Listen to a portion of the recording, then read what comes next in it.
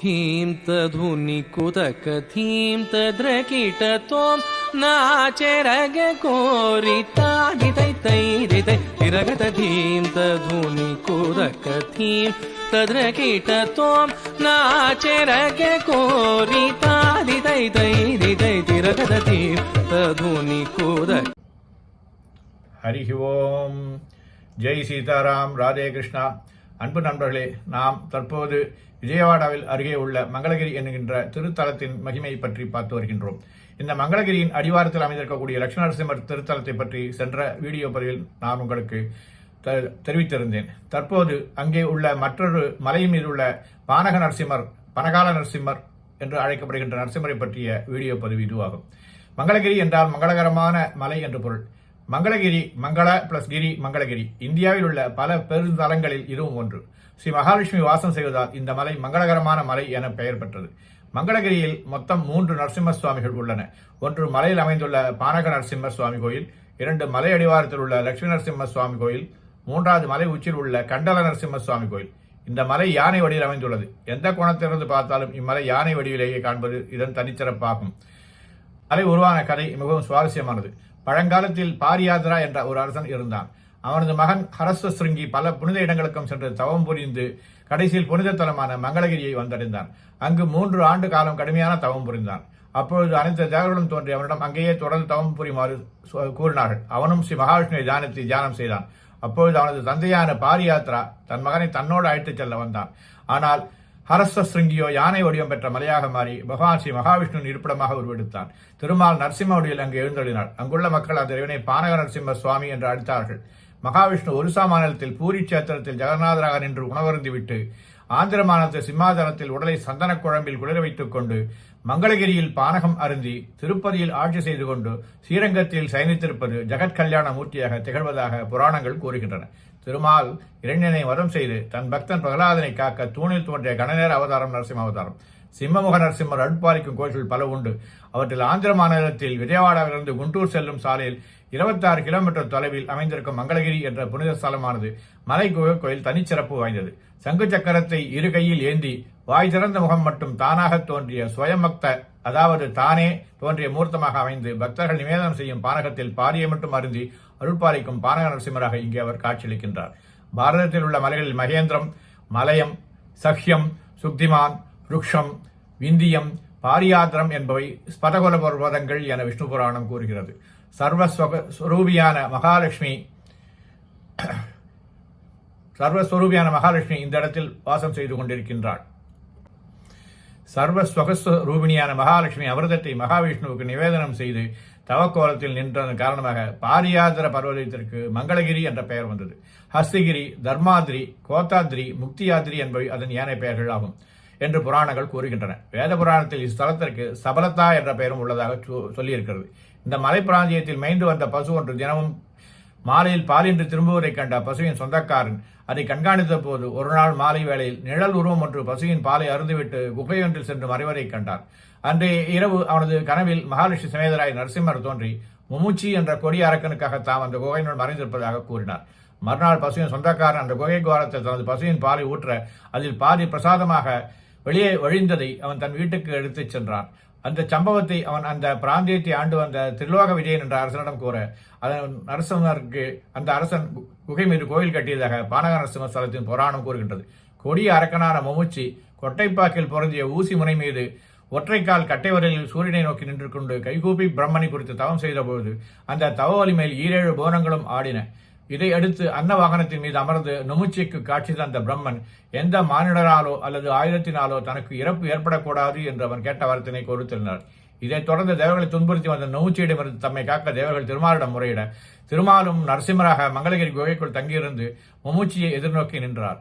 அச்சமயம் இந்திரன் விடுத்த சக்கராயத்தை நரசிம்மர் தனது கங்களில் ஏற்றுக்கொண்டு குகை அருகில் முகுச்சியை சம்ஹாரம் செய்துள்ளார் என ஈசன் உமைவழக்கு கூறியதாக பிரம்ம வைவர்த புராணத்தின் பவானி சங்கர கீதை கூறுகிறது. இதன் காரணமாகவோ என்னோ இத்தல நரசிம்மரது நகங்கள் சுதர்சன சக்கரத்தின் அம்சமாக கருதப்படுகின்றன. தொடர்ந்து குகையில் தங்கிய நரசிம்மரது உக்கிரம் தனியாமல் தகிக்க பிரம்மன், நாரத மகரிஷி, மற்றும் இந்திராதி தேவர்கள் அவரை தோத்திரங்களால் துதிக்க நரசிம்மர் ஆகாய கங்கையில் நீராடி தேவர்களை அமிர்தத்தை எடுத்து வரச் சொல்லி அருந்துவிட்டு அதில் பாதி அமிர்தத்தை பிரம்மாதி தேவர்களுக்கு பிரசாதமாக அளித்தார். அச்சமயம் அவரது உக்ரம் தணிய தொடங்கியதாம். அவ்வாறு கிருதயுகத்தில் அமிர்தத்தை அருந்திய உக்ர நரசிம்மர் திரேதாயுகத்தில் பசுநெய்யையும், துவாபர யுகத்தில் பசுவின் பாலையும், நிகழும் கலியுகத்தில் பானகத்தையும் அருந்தி சாந்தமாக நின்று அருட்பாலிப்பதாக கூறப்படுகிறது. இவ்வாறு திருமால் பானக நரசிம்மராக வீட்டிருக்கும் குகை கோயில் மங்களகிரியில் உள்ள மலை மீது சுமார் 800 அடி உயரத்தில் அமைந்துள்ளது. அகன்ற 400 படிகளின் வழியாக சிரமமின்றி ஏறி பானக நரசிம்மர் கோயிலை அடையலாம். மலையடிவாரத்தில் கோயில் கொண்டிருக்கும் பிரமராம்பிகை சமேத மல்லேஸ்வரையும் தொடர்ந்து அருகில் கருடாழ்வாரை தரிசித்துவிட்டு பக்தர்கள் மலையேற தொடங்குகின்றார்கள். சுமார் 50 படிகள் ஏறிய பின் மேற்கு நோக்கி நின்று அல்புரி வெங்கடேஸ்வர சுவாமியை தரிசிக்கின்றோம். ஒரு சமயம் சர்வசுந்தரி என்ற அப்சரஸ் பெண் இட்ட சாபத்தினால் நாரத மகர்ஷி பாலவிருட்சமாக மாறி நின்றார்.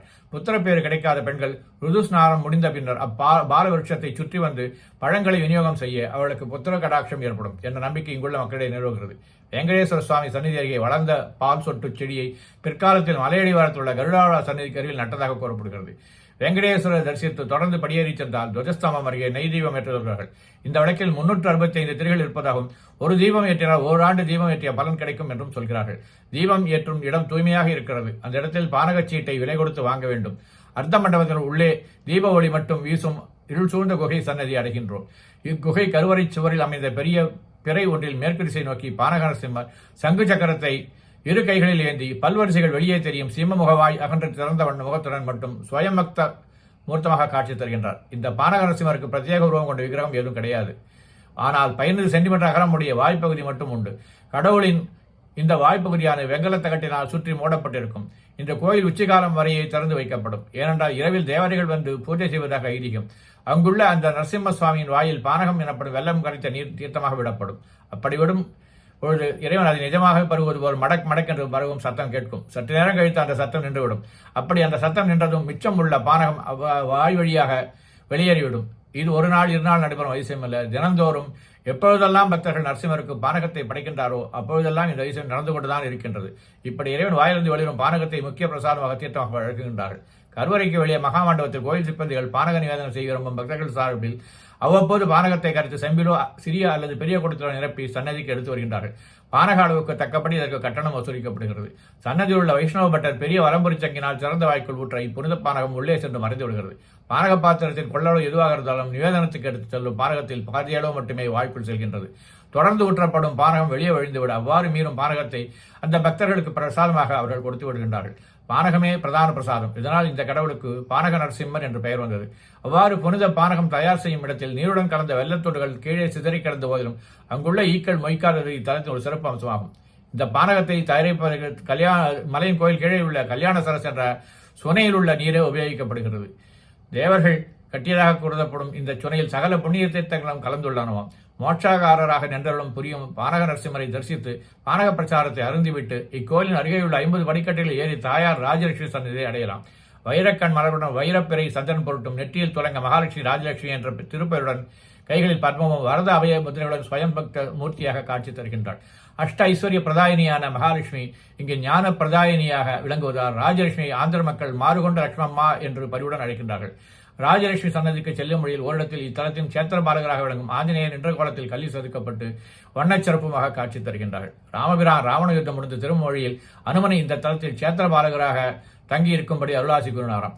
ராஜலட்சுமி சன்னதிக்கு கிழக்கே ஒரு சிறு சன்னதியில் வல்லபாச்சாரியார் மூர்த்தத்துடன் தியானப்பீடம் அமைந்துள்ளது. ராஜலட்சுமி சமேத நரசிம்மரை பூஜித்து வந்த வல்லபாச்சாரியார் அங்குள்ள ஆலமரத்தில் அமர்ந்து தியானித்து ஞான ஒளி பெற்று ராஜஸ்தான், காஷ்மீர், ஹரியானா, மத்திய பிரதேசம் ஆகிய வடமாநிலங்களில் இந்து மத தர்ம சித்தாந்தங்களை பிரச்சாரம் செய்து அருந்தொண்டு புரிந்தார். இதையடுத்து அத்தியான பீடம் அமைக்கப்பட்டதாக கூறப்படுகிறது. ராஜலட்சுமி சன்னதி மேற்கு புறமாக சிறு கோயில் அழகான சிறிய பள்ளி கொண்ட ரங்கநாதரது மூர்த்தம் சன்னதி கொண்டுள்ளார். இந்த சன்னதியில் நித்திய பூஜை நடப்பதற்கான அறிவுகள் எதுவும் இல்லை. இந்த சன்னதிகளை தாண்டி மலை மீது கண்டால் ராயன் கூண்டு என்ற கோயிலில் தீபம் ஒன்று உண்டது. தீபத்தில் கன்றை என்ற பசு அல்லது எருமை சுரக்கும். முதல் மாத பாலிலிருந்து எடுத்த நெய்யை ஊற்றி எரிவிடுவதில் கால்நடைக்கு பால் அதிகம் சுரக்கும் என்ற நம்பிக்கையும் இன்றளவும் நிலவுகிறது. இந்த தீபாவளியை ஏற்று ரசிப்பவர்களுக்கு வாழ்க்கையில் ஏற்படும் கஷ்டங்களும் கண்டங்களும் தீரும் என கூறப்படுகிறது. பாருங்க அன்பர்களே, இந்த திருக்கோயிலை நாம் தரிசனம் செய்யலாம். நன்றி, வணக்கம். பிரபு ஜீவ பிரியமிச்சசி சேத் நரஹரி பூஜாம் குரு சததம் பிரதிபிம்பாலங்கிருதி திருதி குஷலோ பிம்பாலங்கிருதி மாதனுதே चेतो भृङ्गभ्रमसि वृथा भवमरुभूमौ विरसायाम् भज भज लक्ष्मी नरसिंह अनघपद सरसिज मकरन्दम्